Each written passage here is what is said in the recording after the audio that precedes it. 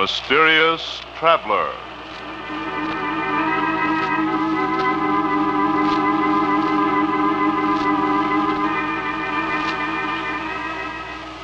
This is the Mysterious Traveler, inviting you to join me on another journey into the realm of the strange and the terrifying. I hope you will enjoy the trip, that it will thrill you a little and chill you a little. So settle back and get a good grip on your nerves, if you can. Where are we going? Tonight we're going on a little excursion into the realm of pure imagination. You've all heard the old saying, believe in a thing enough and it'll come true. Well, just suppose many people came to believe in something that couldn't possibly be real. Such as an artificial monster growing in a scientist's laboratory. What would happen? Well, if you want to know what might happen, listen to the story I call If You Believe.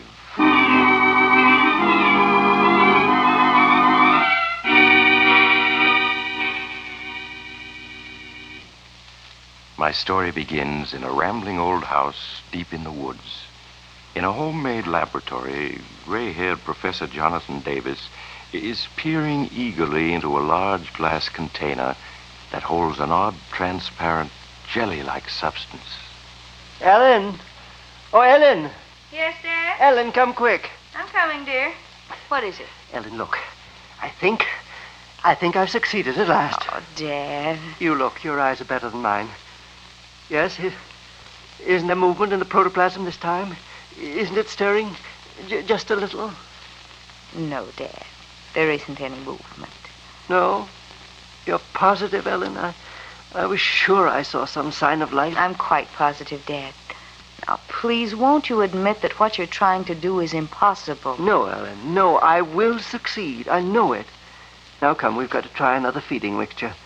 You hand me the saline solution and the dextrose, and I'll begin again.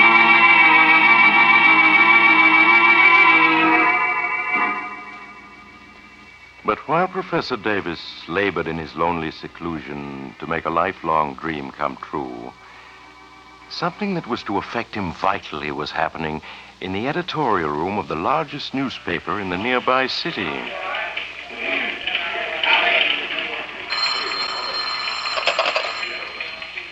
Steady desk, Benson speaking.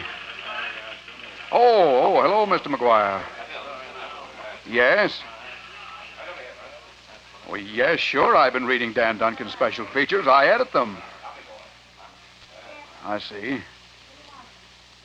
You don't think they've been colorful enough lately, huh?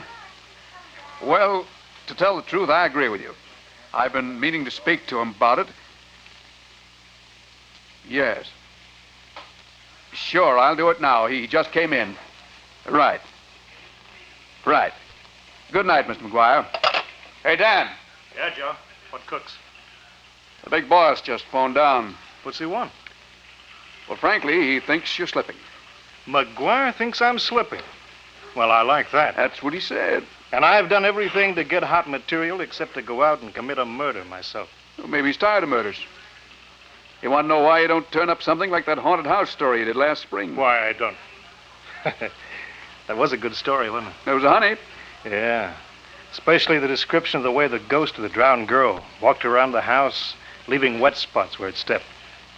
You know, I caught a heck of a cold walking around in wet socks to make those footmarks. No more than you deserve for faking a story. Yeah, faking a story. Listen, Benson, any time a million readers believe a story, it's true. And they believed in that ghost. Every one of them. I'm not saying they didn't, but McGuire wants another story just as good. I've got a good mind to tell the old buzzard to fly a kite. Another story like... Hey. Huh? What is it? I think I got it. Hey, Ted. Ted Jones. Oh, yeah, Dan? Front and center. Oh. Yeah, what is it, Dan? All right, dump your camera on the desk and sit. Okay. Now, tell me, what was that story you told me last week about some professor living up in the woods back at town? Never coming out of his private lab? Oh, you mean Professor Davis? Yeah, I saw him. Yeah. Well, what about him? There was a fuss over something he said in a lecture one day, wasn't there? A fuss? Oh, it was more like an explosion. Hey, wait a minute. I remember that case. The professor claimed he could create an artificial man, wasn't that it? No. He said that an artificial man might be produced someday. Might be. Well, the paper said he'd claimed he could create one. Yeah, I know. Well, it made a good story, didn't it? And drove Professor Davis out of the university into retirement. Oh, the school didn't like the publicity. Water under the bridge, kid. Anyway, here's the old professor working away secretly for the last 5 years. All alone. No, he wasn't all alone.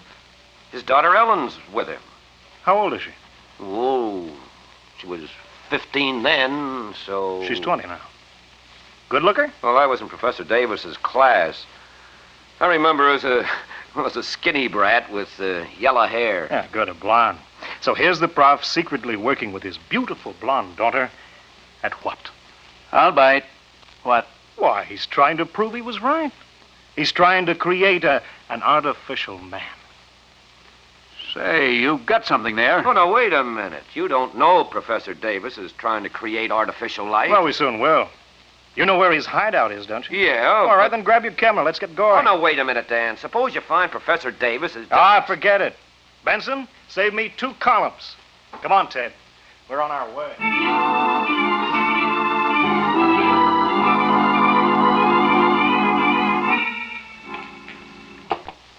There, Ellen.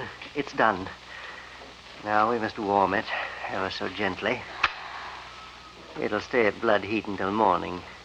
And then, Ellen... Oh, I hope so, Dad, but... Darling, if you fail again, won't you please promise me to stop trying to create this artificial protoplasm? Well, we'll talk about that in the morning. Now, Oh, who could that be? I'll go see, Dad. Yes? I'm Ted Jones, Miss Davis. I don't suppose you remember me. Ted Jones. Oh, you were one of Father's students, weren't you? Yes, that's right. I'm a newspaper photographer now. Could we come in? I have a friend with me, a reporter. Ellen, who is it? Newspapermen, Dad. They want to see you. Newspapermen, don't let them in. Send them away. I come now, Professor. We just want to ask you a couple of questions, and but we can talk better inside, so... There. Now we can talk like friends. Hey, but Dan, we weren't invited in. How dare you force your way in here? Get out, both of you. Please go. Dan, come on. Professor Davis doesn't want to talk to us. Keep your shirt on, Ted. Just a couple of questions, Professor. Now, isn't it true that hidden away here you're creating artificial life? I won't answer your questions. You just print more lies and ruin everything I'm trying to do. Then you are creating artificial life, huh? Young man, Tell me how far you've gotten.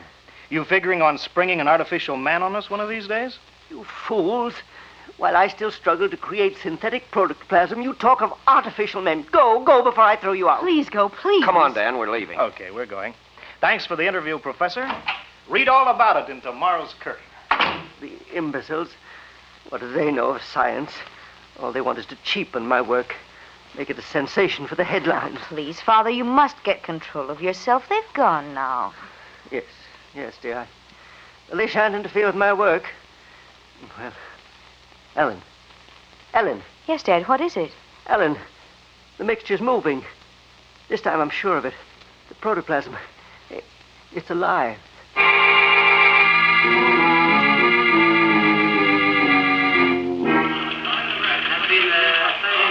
Say, Dan, this is something. Yeah.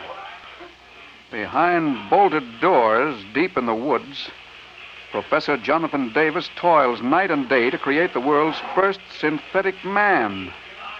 In a great vat lies a strange caricature of humanity. It has a head, arms, legs, a body, all of them fashioned of a pale green substance like gelatin. Nice touch, huh? Day by day, life stirs more strongly in this grotesque creation of science. Someday it may breathe, walk, eat. Now, look, Dan, aren't you going pretty strong? Ah, forget it. The old man wants a story, doesn't he? Besides, the professor really is working on synthetic protoplasm. Maybe he has got a pale green monster in his bathtub. How do I know?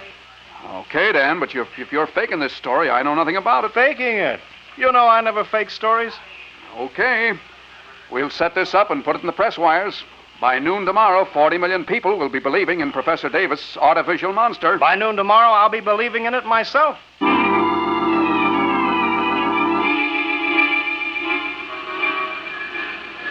Hey, man, read all about it. find this great artificial man. Read all about it, extra paper.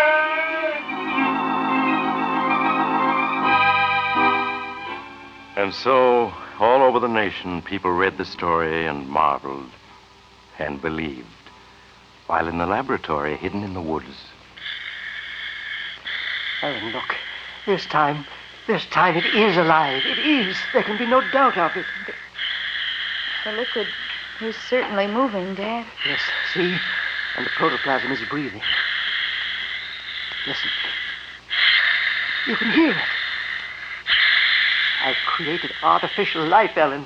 Yes, I'm afraid so, Dad. Afraid so? What do you mean? I'd like to see their faces down at the university when they hear of this. It's grown since last night. Yes, it has. The cells are multiplying like true protoplasm. That's why I transferred it to this glass tank. Now I must add salt, acid, phosphorus. Oh, that must be the grocery boy. Excuse me, Dad. Yes? Oh, you. Miss Davis, I hope that you'll let me apologize. We have nothing to say to you. Please don't shut the door before I explain. Explain? There's nothing to explain. You force your way in here. I came to apologize for that. Well, have you seen the morning paper? We're not interested in the papers. I'm afraid you'll be interested in this one. Look. Oh, how outrageous. That story of your father creating an artificial man is in every paper in the country, and I feel I'm to blame, and I want to make up for it. Can't I come in so we can talk? I guess you'd better, Mr. Jones. But Dad mustn't see this paper. Oh, no, of course not.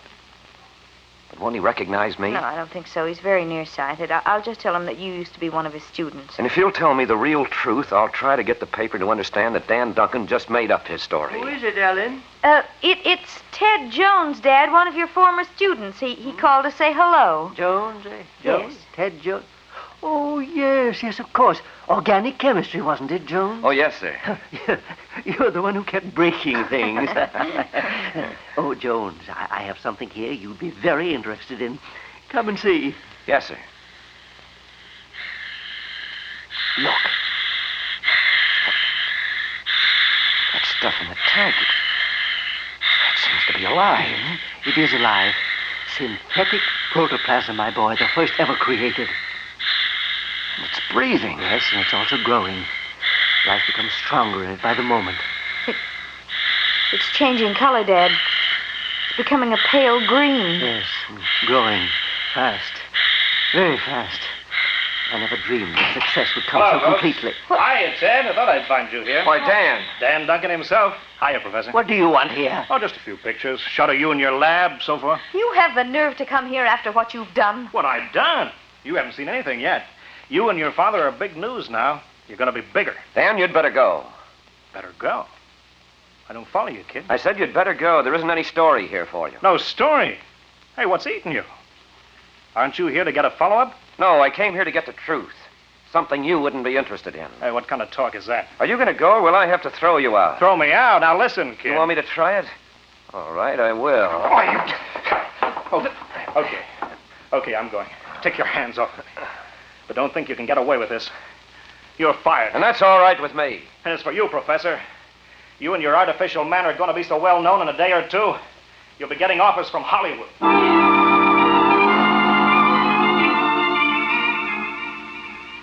And so, with each edition of the papers, the headlines grew bigger. Extra paper, read all about it. All about the artificial monster. Extra paper.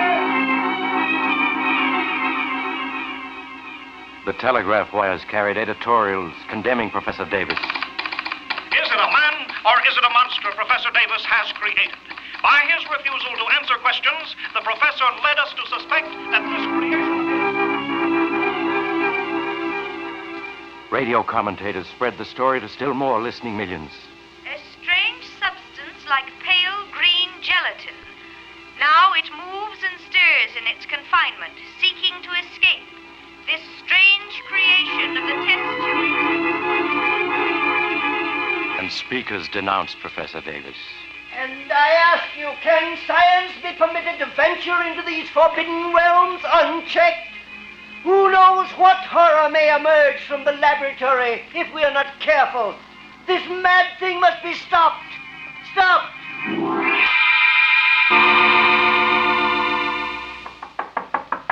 Who is it? Oh, it's me, Ted. Oh. Ted, did you have any trouble? No, I got the medicine for your father, all right, and I brought the evening papers, too. What do they say? They're pretty bad. They're all using Duncan's story, and he shot the works. Ted, how can he do such a thing? Well, he's a very plausible writer. He has a knack for making people believe him. If anybody accuses him of lying, he'll just say that he was misled by your father. I see. I'm sorry you lost your job trying to help us. That doesn't matter. I was about ready to quit anyway. How is your father now? He seems to be sleeping quietly. Well, I'm sticking around until he's all right again. Well, you don't have to do that, Ted. I'll make out. If I hadn't gotten into that fight with Duncan, your father might not have had his stroke. No, it was just the excitement. It's his heart, but I know how to take care of him. But, Ted, I'm frightened. About your father? No, about it, the protoplasm. Oh. It's changed just since this morning. It's changed? But how? It's grown and... Well, come on, see for yourself. All right.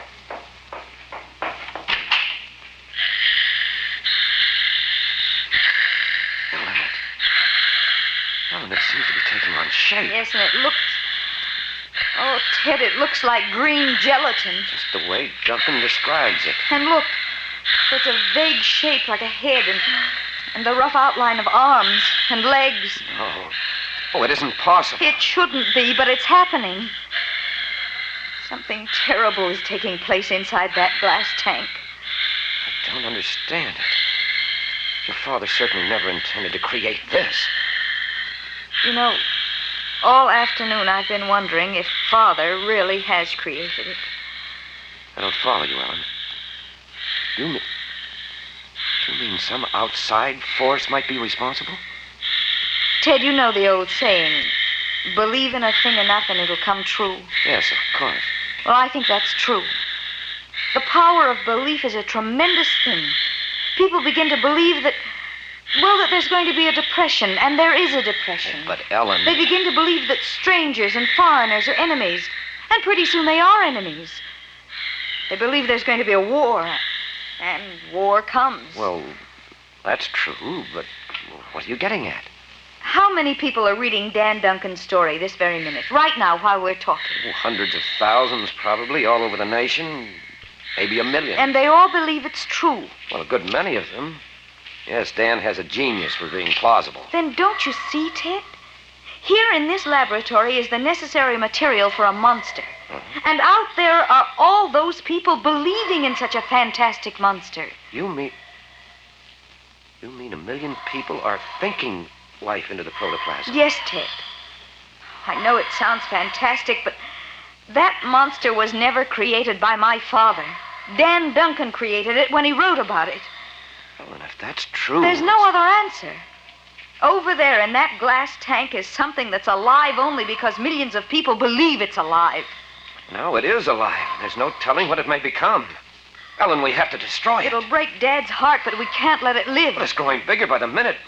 We've got to get rid of it now before it grows any larger. There's acid in those bottles. There, that'll destroy it. All right. Yeah, I see. Here. Just as soon as I get it open, this will take care of the creature. Be careful, Ted. It can burn you dreadfully. Ellen, what's happening? What are you doing? Dad, darling, you're supposed to be in bed. I'm feeling better. I wanted to see how the protoplasm was. Please go back to bed, your heart. Oh, my heart's all right, but I must be sure. Oh, it's changed. It's taken on a form. Yes, Professor, a monstrous, unnatural form. It has a head, arms, legs. But it can't have. It's only protoplasm. It's all impossible. Unfortunately, it's true.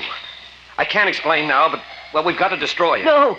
No, the culmination of my life's work. You can't destroy it. We must, Dad. No, I won't let you. It's the only thing to do. Professor, look at it. It's crawling around inside the tank now. It's trying to climb out. But it can't be dangerous. It's just harmless protoplasm. Dad, Ted is right. You've got to let us kill it. It's just protoplasm, I tell you. It was just protoplasm. Stand back, Professor. I'm going to empty this acid on it. No, you mustn't. I will. Dad! Professor Dad! Davis! Davis, look out! Why, the tank. He fell against the tank and broke it. Is he hurt, Ted? Oh, I'll see. Oh. Ted, the protoplasm is moving toward him. We've got to get him out of here. I have his arms. Quick, you take his feet. I have them. All right. Oh, hurry up, Ted. It's trying to crawl out of the tank. Got to get him upstairs. Can you manage it? Yes, keep on. All right, easy now, easy. All right, just a little farther. All right, one more step, Ellen. There. Now, here's the landing. We can put him down here. Now, easy. Easy. There. Oh. Ted, I can't find his pulse. Let me try. Dad? Ted, it's no use. He's gone. I'm afraid so. His heart failed him. I've always known it would someday.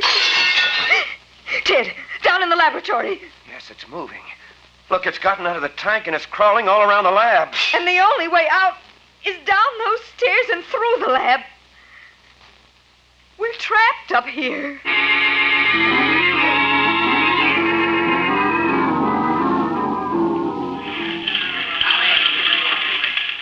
Look, I'm not saying it isn't a good story, Dan. It's a whale of a story. But McGuire wants some pictures. Pictures? How can I get pictures?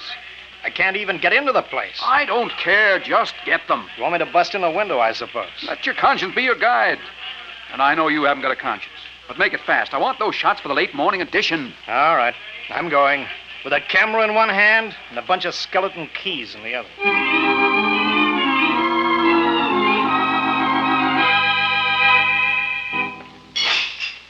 It's looking for food, Ted. Yes, and it's getting frantic. Look how it crawls back and forth through the lab. And it's been doing that for an hour now. Look how enormous it's grown. Suppose it tries to come up these stairs to this balcony. Well, it may not. It has no eyes, no intelligence. It's just protoplasm, blindly seeking food. But suppose it does try to come up the stairs. Well, then we'll stop it. I have the gun here that I found in your father's desk. I'll use that on it. I don't think it would even feel a bullet. Well, we'll see. There, it's on the other side of the lab now in plain sight. Stand back, dear, and I'll try a couple of shots. I hit it. It didn't even notice. No. Oh, if we could only reach those bottles of acid, that would fix it. But every time we've started down the stairs, it's rushed over to wait for us. Must feel the vibration, but I'm going to take one more try. Ted, please be careful. Yes, I will. I'll tiptoe down one step at a time. Perhaps I can avoid attracting its attention this time. What's it doing now? Lying quiet, as if it was listening. Only lie quiet a few seconds more. I'm almost at the bottom. Ted, quick! It's coming this way! Oh, Ted, it almost got Yes, you. it did touch my foot, but I wasn't interested in getting any better acquainted. What are we going to do now? I don't know, Ellen. If we could only reach that acid. Say, I wonder if it would make any difference if we turned out the lights. They can be controlled from up here, can't they? Oh, yes, but what good would that do? Well, in the dark, it might become inactive.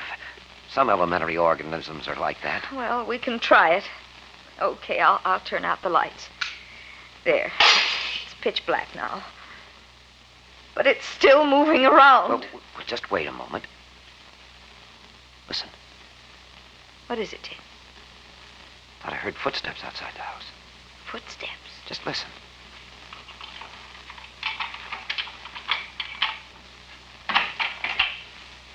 Someone coming in the front door.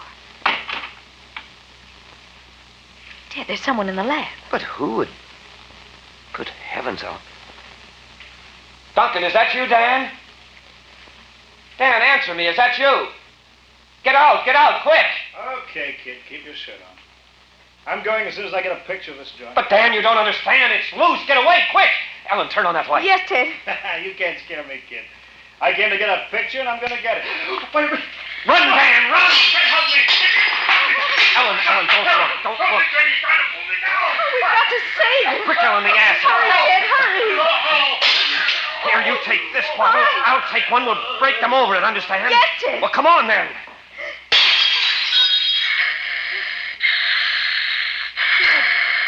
He's gone. Duncan, Everything's gone. It's covering him. It's eating him. Ellen, throw your bottle now. Sulfuric acid, quarts of it, enough to kill anything.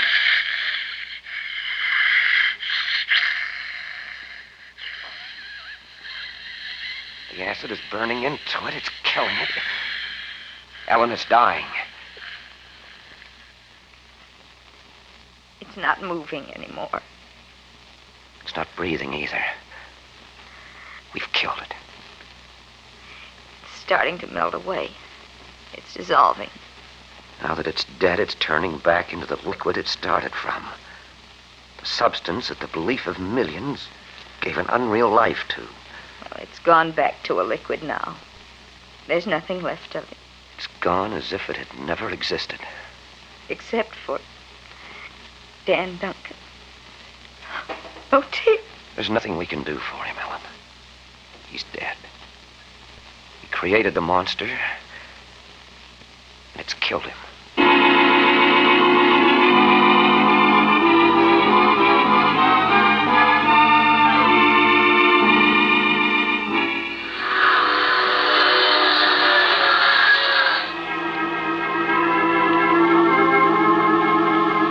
This is the mysterious traveler again.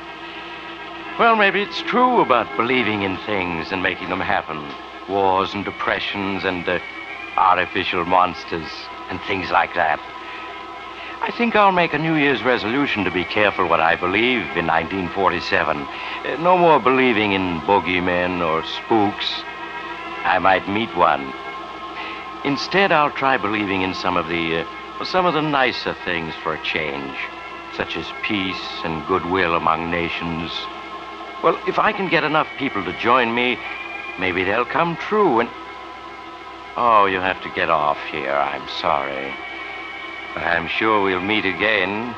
I take this same train every week at this time.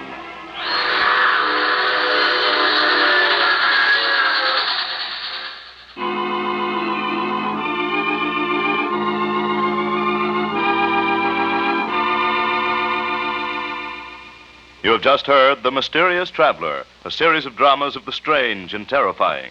In today's cast were Maurice Tarplin, Chuck Webster, Louise Fitch, Wendell Holmes, Edgar Staley, and Bill Smith. Original music was played by Doc Whipple. The Mysterious Traveler is written, produced, and directed by Bob Arthur and David Cogan.